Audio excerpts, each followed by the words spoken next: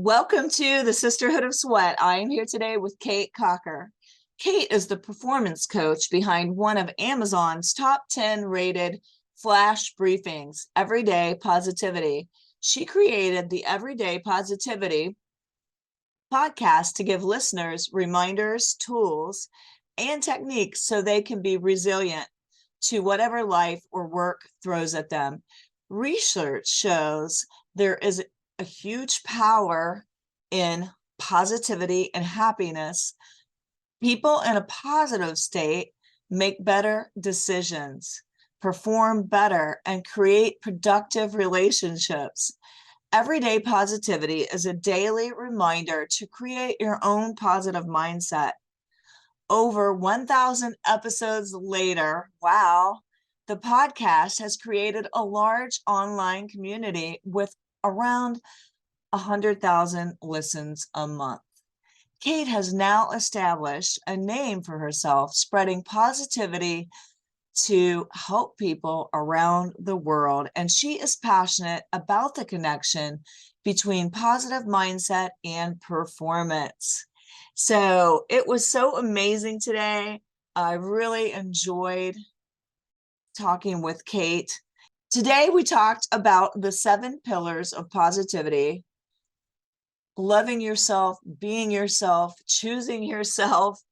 We talked a lot about speaking, how to go about speaking if you've never spoken before on a stage or on a podcast, how to get started, what you should choose to be your first talk on stage. So many tips surrounding, do you use bullet points? Do you use a script? How important it is to know why you're speaking, what you want to say, and who you're speaking to.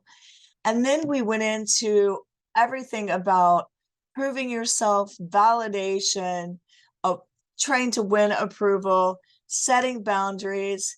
And of course, we talked a lot about the power of positivity and looking for the good. I hope you guys enjoy this episode as much as I did this conversation with Kate. I'm excited to welcome Kate Cocker to the Sisterhood of Sweat today. Welcome.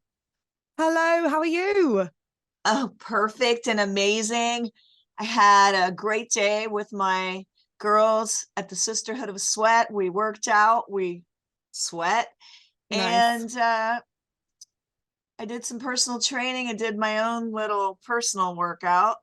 And now I'm podcasting in the afternoon. These are all of my favorite things. What are your Amazing. favorite things? Oh, my favorite things are being out in nature, being at my CrossFit box. So I've been working out today as well.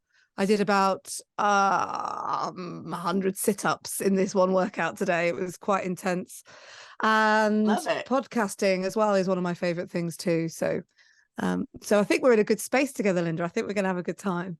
Thank you for having me. Thank you for having me. Absolutely. I know we're going to have a good time.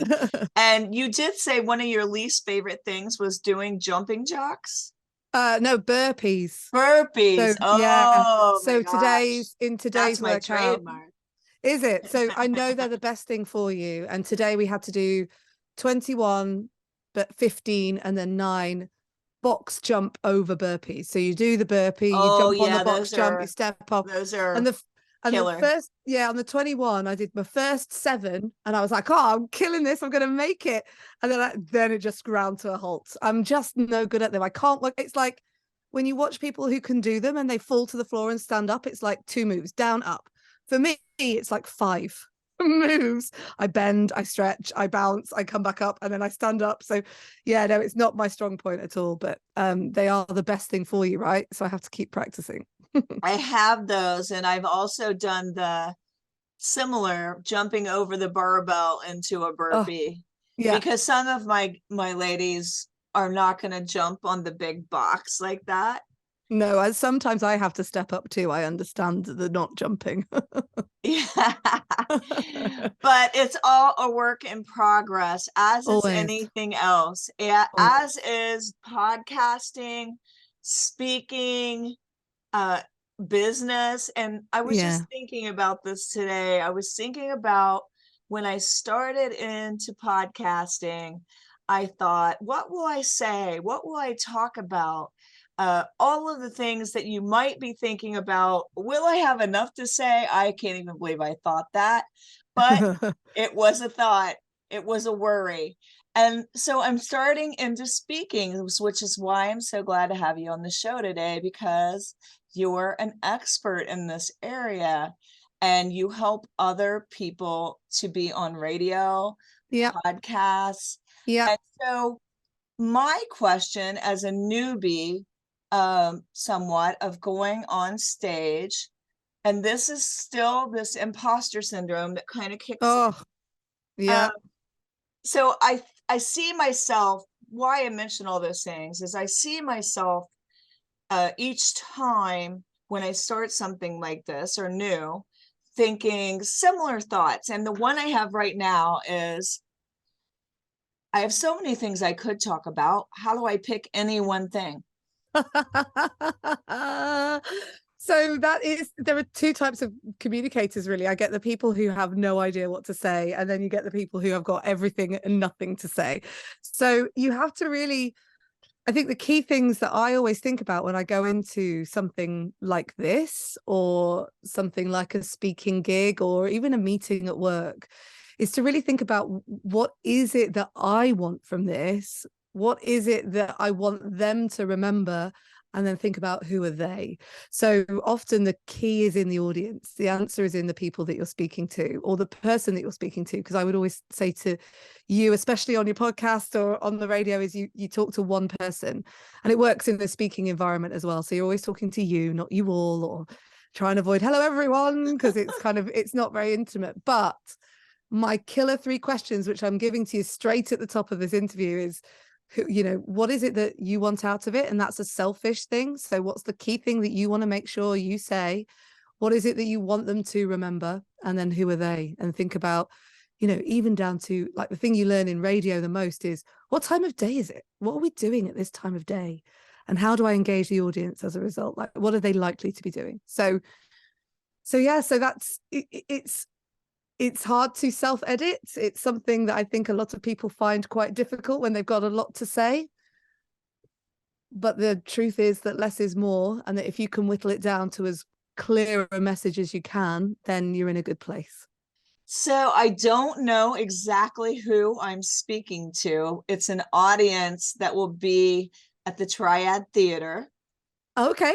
And I know that I'll speak to speakers the day before and we'll get feedback, but the audience itself is probably going to be comprised of all people. It's going to be a hodgepodge. Like, you know what I mean? It's not going to be like I'm speaking to women only. Although when you were saying, what is it I want? I want every woman out there to know she's not alone and to feel supported, and to never feel the way I did once when I had to leave a bad situation behind. I was, young and married with 2 children, and it was a domestic violence situation. And at the time I felt, how will I ever do this? How will I ever make this? So alone, because you keep all these things in secrets, because you're afraid.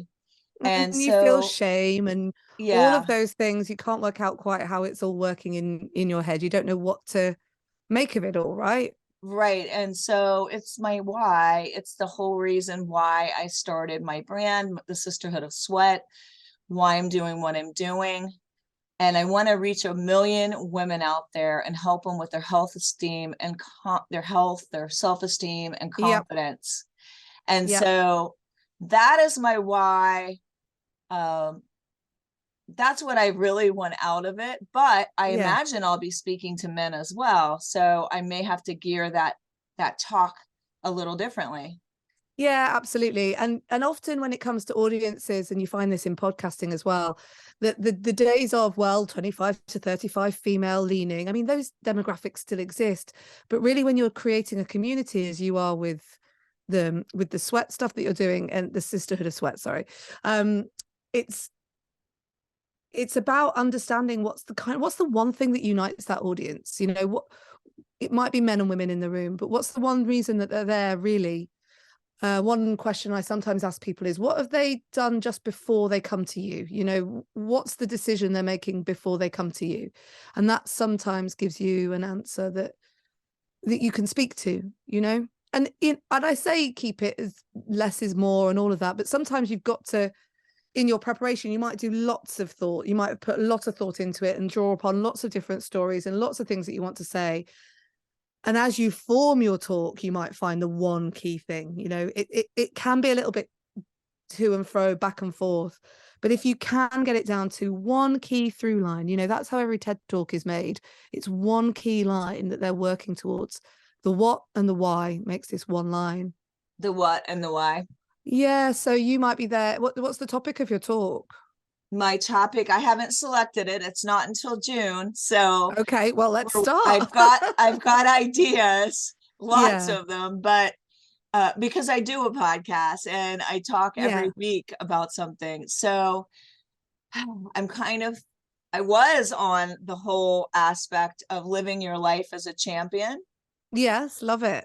And so that may still be the talk. It's been an evolution, but I also have went through something personally that was eye-opening, and I know so many other people out there would relate, men as well as women. Yes. And that would be around, well, because of the achievement side of myself. Yeah. And going through surgery and having injuries, I had to really look deep inside and learn, why was I pushing so hard to achieve all of these things, and why I was seeking validation and approval. And I was, you know, a people pleaser. And I'm a recovering people pleaser right here. Recovering people pleaser. Yes, that's what I am, recovering people pleaser. And I recognized the main person that I was trying to get validation from. And I am like, oh my gosh, I am 60 years old and I am still trying to get my mom's approval. Yeah. But it was so eye-opening and so life-changing. It was just this whole evolution, working on boundaries, working on approving myself, and realizing God already approved me. So why worry about anyone else's approval? You are enough. Yeah. Yeah, that I'm enough already. Before I ever won one trophy, I was already enough. And so I love that. I listened to one of your episodes the other day. I think it was one of your Friday ones, and you were talking about that. And I have a podcast called Everyday Positivity, and you said something, I can't remember what you said now, but I thought that would make I do journal prompts for the listeners on a Sunday. And I think you said something, what was it you said? Oh, I wish I could remember. Sorry, I can't remember. But I really love that episode about, you know, we were all created that message. I thought it was really, you just cut out for a second. Can you say that? I did that? Let me go around. Yeah, we'll edit.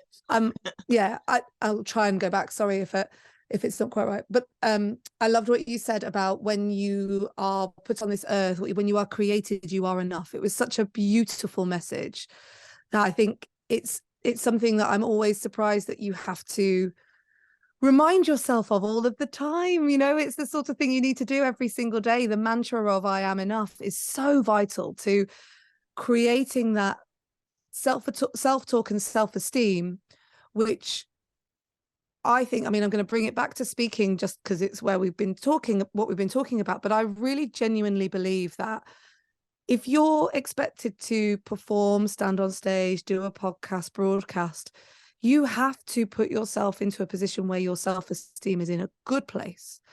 So what I really believe about communicating and positivity and how they all interact together is that great communication will change your life, because it's communication that means that you have to manage your boundaries. It's communication that you need to manage your relationships, and it's communication that you need to get your message out there if that's your purpose, you know. like it seems to be for you. So great communication will change your life, including the way you talk to yourself. And that's the self-esteem piece. Because if you're trying to go on stage and put yourself into that high performance state, which is what being on stage is, regardless of whether you're, you know, sports performing or speaking, I see it like a performance thing. Then you have to be in a place where you believe, and you believe that the audience love you. You believe that you have something to give, and you truly believe that, because that will make every single, the minute there's that slight bit of self-doubt, that's when it becomes difficult, like the imposter syndrome piece that you were saying then. So yeah. So like it all interacts. before you were created, as you were saying, before you Yeah. were, like before you, I mean, we're created, and here we are, and we think we have to do all of these things to be Yeah, right. enough. But you were already enough before you did one single thing. And it's just a realization of that is so empowering when you have issues with seeking approval. Mm-hmm. And then also realizing that you have to value yourself, your time, your energy. And the best way to do that is to set boundaries, because it protects what you really care about. Yeah. Otherwise, you're overwhelmed, you're burnout, you're tired, and you're giving everything away that you need. Yeah, quite. And the thing is, and I'm sure that you find this as well with the people that you speak to, and I am the same, that I never realize I've not drawn a boundary until I'm way past it. Oh my gosh. Oh my gosh. And I go, oh gosh, I didn't know that was a boundary in the first place. So then you have to pick yourself up and go around the track again, if you like, and get that right that time. It's difficult to know, and sometimes you don't know boundaries because they aren't really words. Sometimes they're feelings. You don't know what that is in your gut that's saying this isn't right, and it takes a while to find it and be able to articulate it. But when you do, that, I mean, it's key, absolutely key, to maintaining a positive mindset and filling your cup up, so that you know that you're enough. It's really, I love this story because I've got a really similar story, because my approval is from my dad. So I remember I did some work. I took an NLP course many years ago to become a practitioner, and they do some deep work.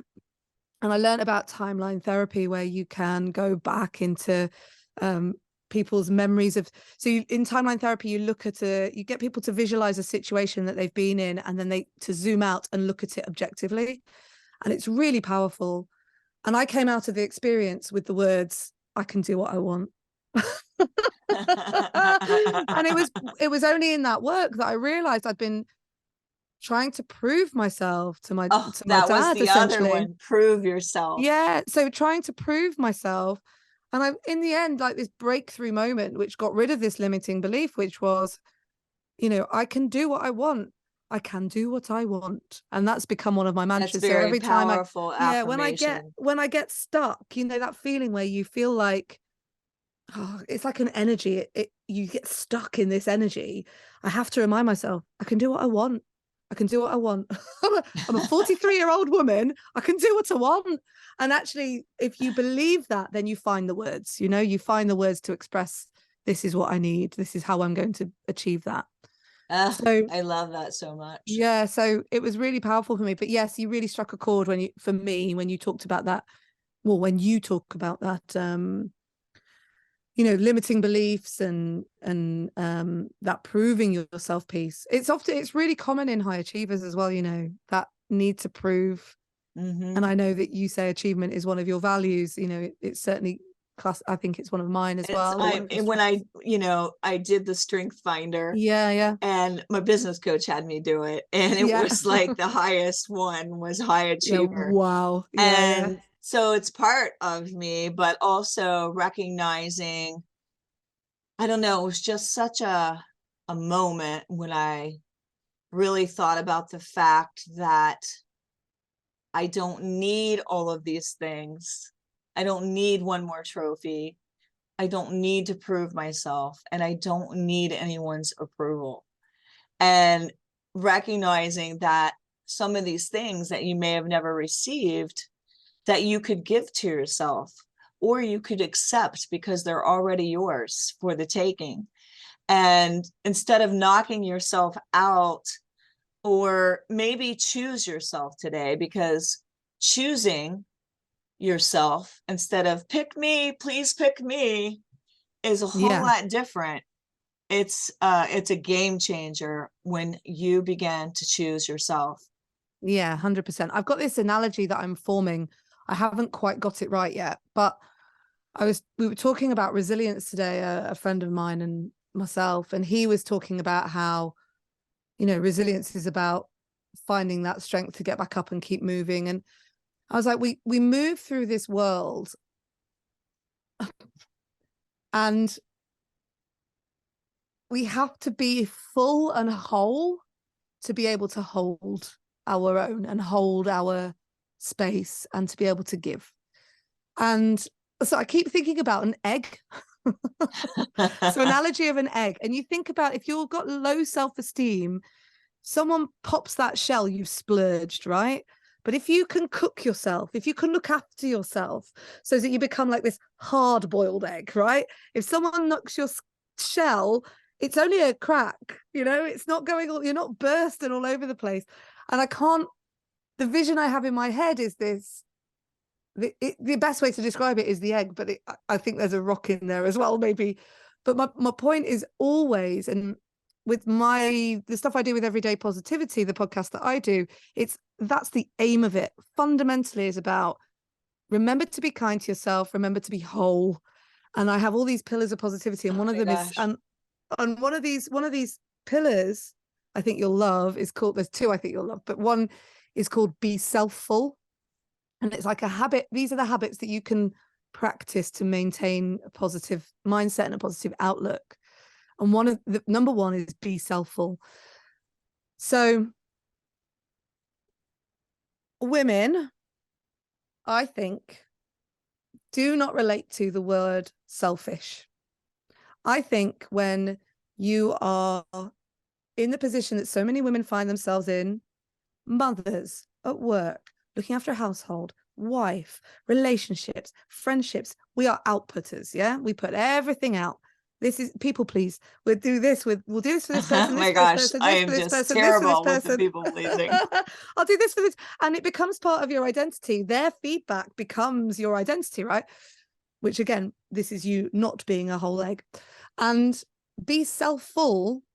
I changed the word. I made up a word and said, when you get to that state and you feel on burnout, one of your friends will say, oh, come on, Lindsay, you've just got to be more selfish. And what I found was that when someone said that to me, I didn't connect with that word. I was like, it doesn't make sense. So I changed it and I've said, you've got to be selfful. And the act of being selfful is to take care of yourself so that you can care for the people you love. It's the airplane oxygen mask, it's put yours on first. Make sure you're okay, fill your cup, fill your energy so that you can give to others. And when you can commit to that cycle, then actually giving to others in itself becomes the altruism becomes that it's one of the key things that maintains positivity. It's giving to others. So if you can kind of maintain that cycle of if I look after myself, then I can give and I can serve, then you can kind of keep that lovely cycle going round and round and round. So this was so funny. It's such a confirmation of everything that I was listening and feeling today. Great. This morning in my studio, I was listening to Joel Osteen, and he was talking about this topic that I was really thinking heavily on, which is he didn't say holistic wellness, but holistic wellness, where you aren't just looking at the exterior of yourself and your appearance, but you're thinking about your inner workings, your heart, that soul, the innermost parts of your being, which is what makes everything else, as my friend said today, your outward appearance is a reflection of what's going on in the inside too. Yeah. And like, just the way you might glow or the pure happiness you might have. And what he said was that our soul, we need to take care of our soul, the wellness of our soul, and that it is our responsibility, not our spouses, our friends, or anyone else's responsibility. And so it just really made me think today that for people pleasers, as we were talking about, that is our responsibility. So when we are giving away pieces of ourselves to please, we're not keeping that responsibility of our soul's wellness. Yeah, because And you're putting your you are putting your emotions in someone else's hands, right? You yeah, know, you are validating yourself by someone else's opinion. And, you know, look, we all need to connect. We all need to feel that love that we get from each other, that's championing, that supportiveness, that positivity that we get from each other. I get that. But when your emotions rely on that, that's when you're in danger zone. You know, that's where you're in burnout zone, because you are looking for something that you can't control. And it happens in relationships. So I mean, as I intimated before, my husband and I have been together since we were 15 years old, and I'm 43 now. So I've been in this very long-term relationship. And there was a period of time where he would go off to work and I had the kids at home, and I was, you know, there were really little kids at the time, and I was looking after them and I was running the household and I was on top of everything. And he would walk through the door and I would be like, why has he not bought me flowers? Why does he not appreciate me? And what I was doing was putting my happiness in his hands, right? I was saying, I am only good enough if he recognizes that I'm good enough. If oh, he if he if he 100%. walks if he walks through the door and recognizes that I'm good enough. But reality check, right? He's been working away and would and since, because it got to a point where I was like, this is not enough. But we were talking about it, and he would say, you know, I ran so fast to get to the train so I could get to be home with you that it made my gums hurt. And I was like, I don't see that bit, obviously. So he's busting himself, I'm busting myself. And in a way, then you're expecting each other in this relationship to grant each other that happiness. And so once I'd worked that out, I bought myself flowers.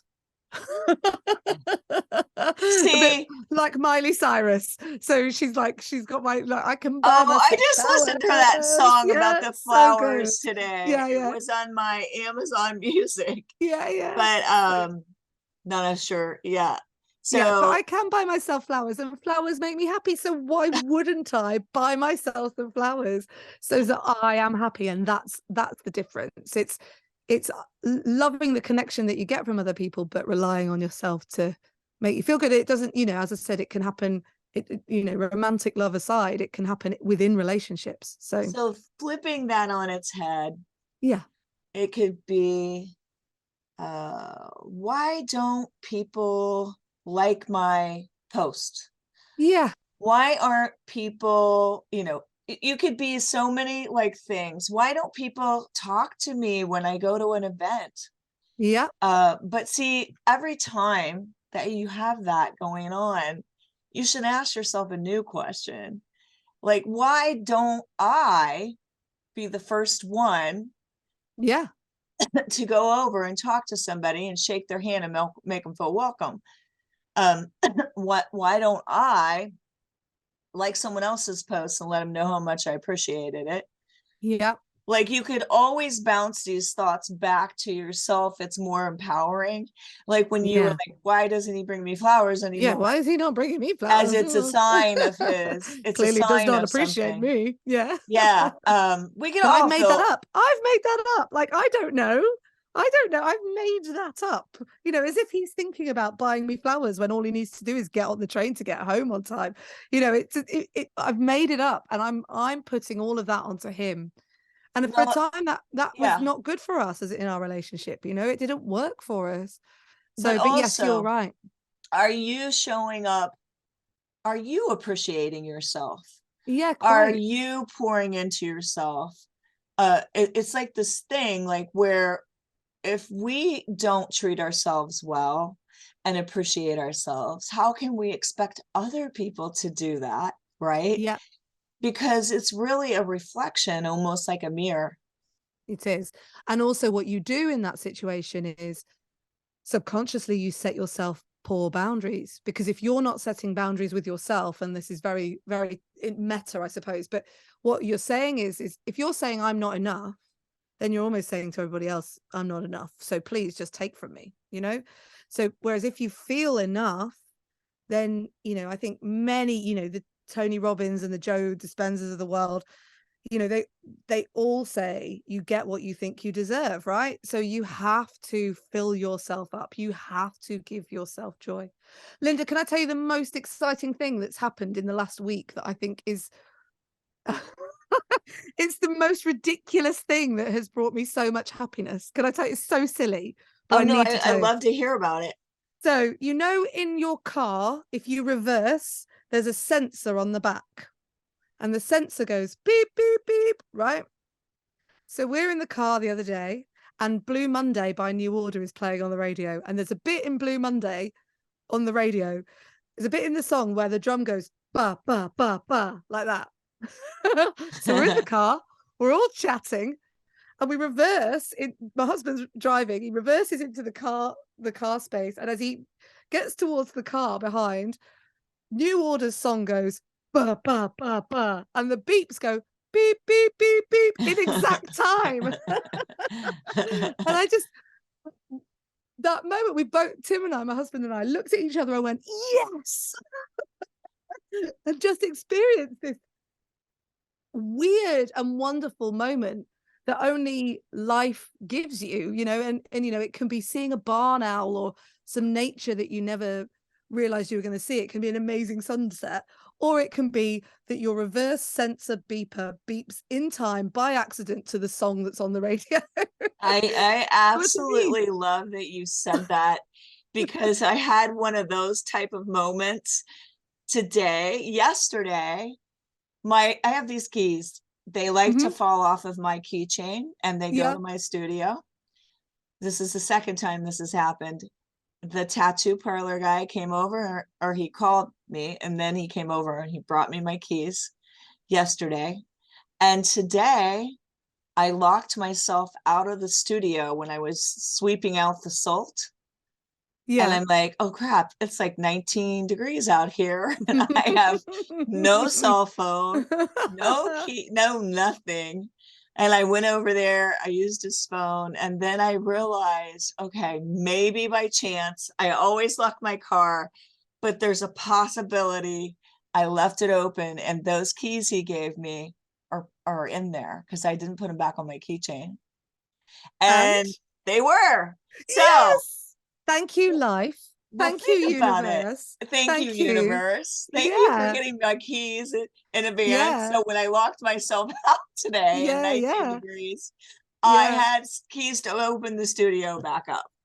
Amazing. And also, you obviously needed to do that to remember to get your keys out of the car, right?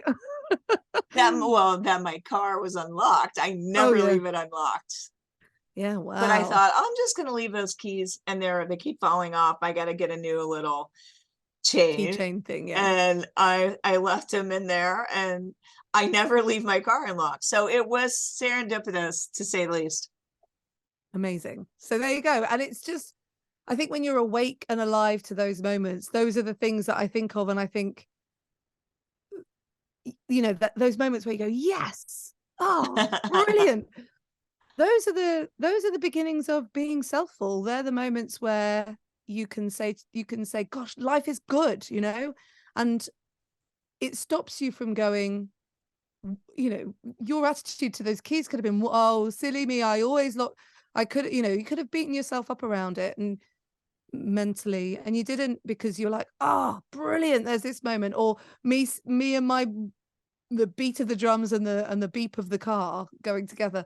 All of that is about building yourself up and finding it in those small things. So when I talk about you've got to do the things that bring you joy, it's not about going skydiving or doing something incredible. It's the little stuff. It's the noticing that small things. It's the practicing the gratitude. It's the buying yourself flowers.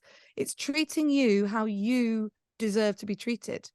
And so, you know, if it just builds, as I said, that being selfless, it just means that you're in a place where you can deal with the world and deal with your relationships from a place that is solid. It Really really solid. does change when you have the power of positivity and Yeah, yeah. prayer and gratitude. And this morning on the way in, I started with gratitude because I'm like, it's snowing, it's cold. Oh, oh, I'm like, I have my gloves, my coat, my hat, if for any reason yeah. I needed it. And I'm like, I'm sitting on heated seats. The heat is on. I have gas in my car. I'm so glad that I'm in a warm car today. And it could just be noticing the things that you're grateful for, because it could be like Joel said today when I was listening to him. Some people didn't wake up today, but we Yeah, did. quite. Yeah, But we did. yeah. I mean, there's a great exercise you can do where you have to come up with 50 things to be grateful for and, write a big list. And it's, I'm grateful I opened my eyes today is the first one, right? I'm grateful I opened my eyes today. I'm grateful I was able to get out of bed. I'm grateful I can go and get my phone. I'm grateful because it connects me to the world. I'm great, I'm just grateful for my in-breath. I'm grateful for my out-breath. It's the tiny things. So maybe that's the theme of this, is it's about looking for the tiny things. So pillar of positivity number 3 is practicing gratitude. And what you said then, I put as pillar of positivity number 6, which is rest, recoup, and recharge, and doing it guilt-free. So Say the that one again. rest, recoup, recharge. It's the managing your energy piece that you were talking about. Some days you run and some days you rest. And you'll know as an athlete yourself that the rest days are as important as the work days, aren't they? They're the bits where you build up. And what I find with my listeners and the people that I work with is that this is a really difficult space. So stopping, and it's the people pleaser element again. To sit and do nothing feels like you are not pleasing the world. And that's directly connected with, actually, if you sit and do nothing, you'll be amazed by the problems that you'll solve in your mind as you think. You'll be amazed by the energy that you give yourself for tomorrow. You'll be amazed by what you repair in yourself, mentally, physically, emotionally, so that you can then take on the world again. And I have a phrase that I use where I talk to my listeners about productive nothings. I'm like, do a productive nothing. And just to reduce that guilt, we've all felt it. We sit down and go, I can't stop. I mustn't not do anything. But it's a habit that helps you with your positivity. It's a practice you need to put into your world. And yes, I call them productive nothings.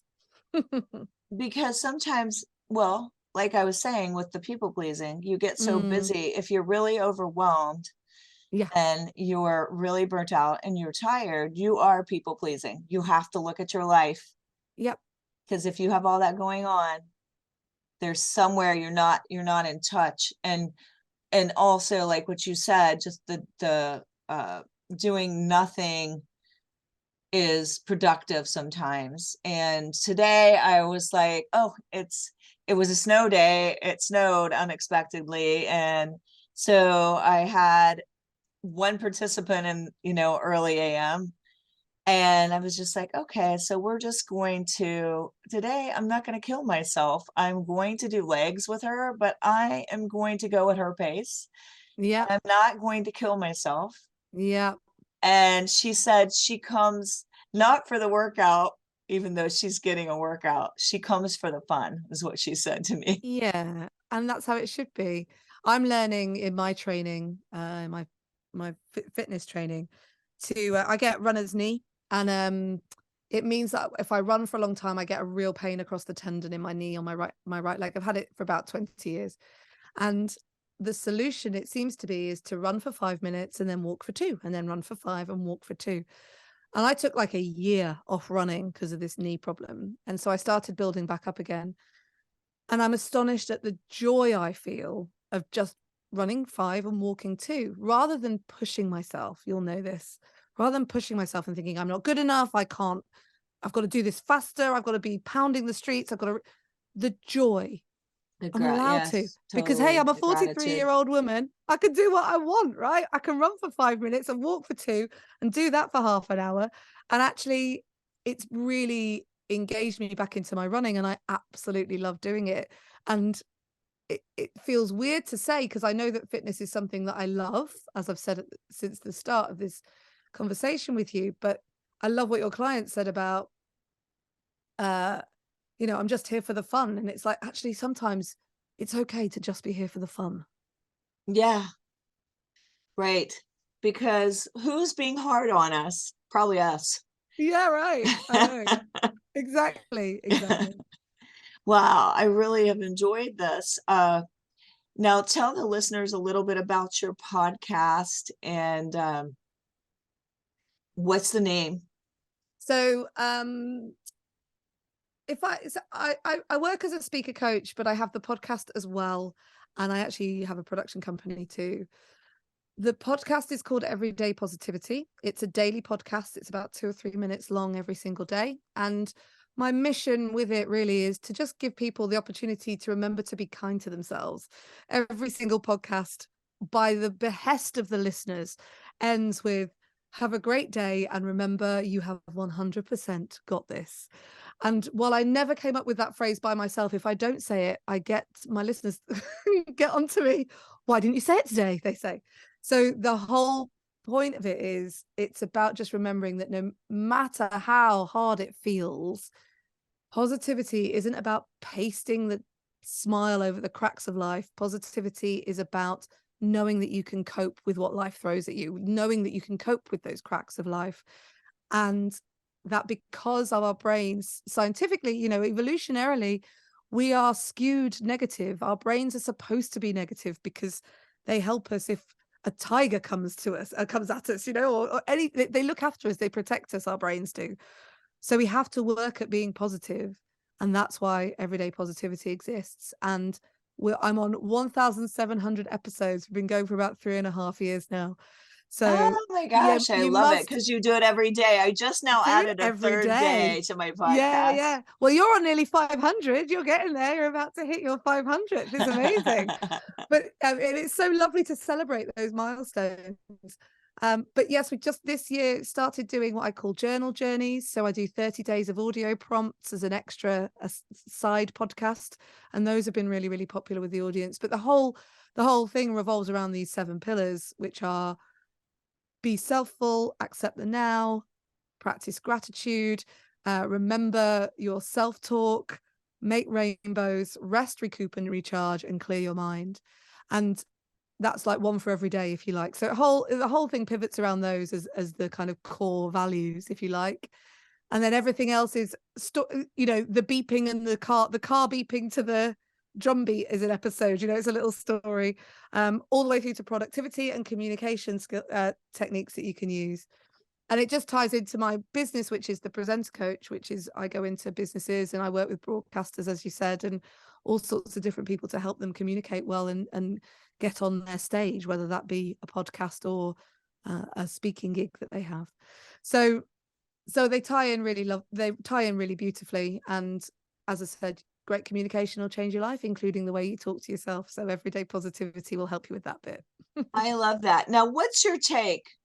I personally love to talk unscripted, maybe a little outline, depending on what I'm talking about. But what is your take? What do you think? What do you tell your newbies, your speakers, your Yeah. podcasters, script or no? So again, if you're the sort of person who likes to work with bullet points, you probably are fine with bullet points. Some people really do like scripts. There are 2 dangerous things that happen with scripts. Dangerous is quite a dramatic word. There are 2 sort of sticky bits that you get into when you use a script. One is you sound like you're reading. So if you are I going to don't use like a it when you script, sound canned or inauthentic. you want to sound sincere and authentic, right? Yeah. So with the script, it's good to have read it 4, 5, 6 times and then turn it over almost, especially in a podcast situation. If you are doing the TED talk of your life, you You might probably need a want to, script. you probably want to learn that script, or at least do it enough times that you memorize what you're going to say. But then you move past that point where you're just reading it out of your head. You kind of have to put the emotion back into it. So that's the sticky bit. Like learning reading a script, you end up sounding a little bit inauthentic. The other side of it is that actually when we write, and this is the bit that I find really interesting, when you write, you write differently to how you speak. So first things first, when you write, you use the first or third person, I or they or we, whatever. Yeah. So it's a first or third person. When we speak, we use the first and second person, I, you, me. And the key thing that happens when you write a script is you lose that you, and it all becomes we do this, I do this, you, we, I, we, us, that. So that's number one. Secondly, when you write, you tend to put the subject or the object at the end of the sentence. So for example, you might say in a written thing, the long, dark-haired, very white-toothed smile of the lead singer of the Foo Fighters, Dave Grohl. Whereas when you're speaking, you say, you know, Dave Grohl, lead singer of the Foo Fighters.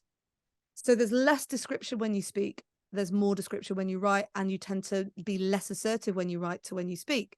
So if you can master in your scripts the word you, being more assertive, being less descriptive, then you'll be a lot better when you read your scripts because it'll sound like you talk.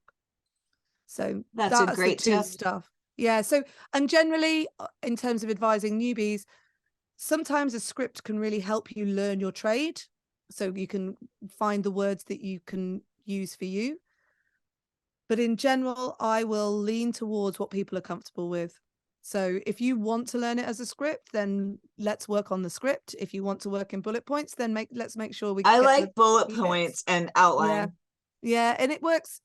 because you don't feel as tripped up if you left something out that you memorized. Like Exactly. And it's definitely, it's the same with PowerPoint. Like if you put too much on your PowerPoint slides, then you end leave up room getting for the that. magic. So if you can just do one picture or one word, it gives you so much more room to maneuver. And so I have this thing where if I, it's the analogy is if you're climbing a climbing wall, I have this weird thing that if I'm in a harness, like in a indoor climbing wall, if I'm in a harness, I get really scared. But if I'm just on a boulder wall and I'm free, I'm not scared. So it's the same if you write such a meticulous script that you have to stick to it, that can increase the anxiety. Then you get So anxiety about remembering. I'm yeah, going to forget. Oh gosh, I absolutely. forgot something. And Yeah. I think the bullet points, the word or what you write, it Yeah. could just be, Yeah. oh yeah, I want to talk about that. Yeah. And you want to talk about something, it's easier. Absolutely. Absolutely. And that's one of the biggest tips I say to people is that if you first of all, if your boss gives you a presentation that Jim did last week, then it's going to be very difficult for you to do it how Kate would do it, how you would do it. However, if you can find your personal connection with the subject that you're talking about, rather than worrying about the data, the research, the facts, actually sit down and say, right, what are the 5 things I know to be true about this? So if you pick up a topic from somewhere that you're not entirely comfortable with, the mission should be make it something you know from your own personal experience and bring your own personal emotions, opinions to the table so that you can connect with your subject. So I'm sure that you'll have been in that situation where you're looking at it and going, I don't really know about this. And then you've got into that research mode where you try and get all the information. And that's where you get worried because I'm going to say 27% when it's 23.5. Actually, if you can find your emotional connection to the subject, you'll find it a lot easier to speak about when you're in that high intensity situation. Yeah, I love that. It's the why, it's the story you tell. Yeah. Yeah. I'm going to get your what and why though, your through line. So for you said you wanted to help 1 million women to not be alone. So yours would be something like when you might tell a story that has you might center it around when you share your vulnerability, then you will not be alone. It's that's what I mean. Like if you the stuff you're telling in your talk then has the why. So you give the benefit to the audience. So the what is if you share your vulnerability, or if you train like I train, or if you put these factors together like I'm suggesting, then you and I will not be alone. It's that. So it can be that simple. And then if you've got that through line, you can just select a whole host of stories and points around that one through line that holds it all together.